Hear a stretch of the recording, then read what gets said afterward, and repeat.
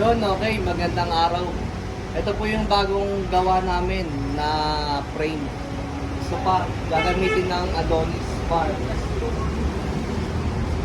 Ito po, sample na buo. Ito po, sukatin natin. 44 by 22. Ito po yung mga pyesa at materialis na ng sofa nila. Merong plywood, puro marine, good lumber, kit dry. Ito po yung pangilalim niya. Makita natin. King dry, marine, matibay pa sa marine. Yan, may plywood dito. Subukan natin kung gaano katibay ha. Tutungtungan po namin tatlo. Jack, sample, Jack! Yan. Super tibay yan. Ano talon, Jack?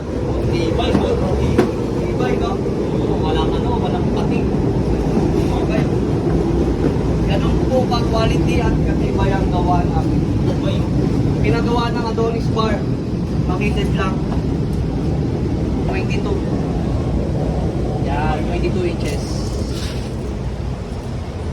Yan. Ito po, Boss Mel. Ito po yung gawa natin kung gaano ka tibay. Hindi babaksan ka. Yan. Bigat yan. Ganon ka solid ang gawa namin. Yan o. Ano kayo hilig. Hindi mo magpapagod. Walang daya.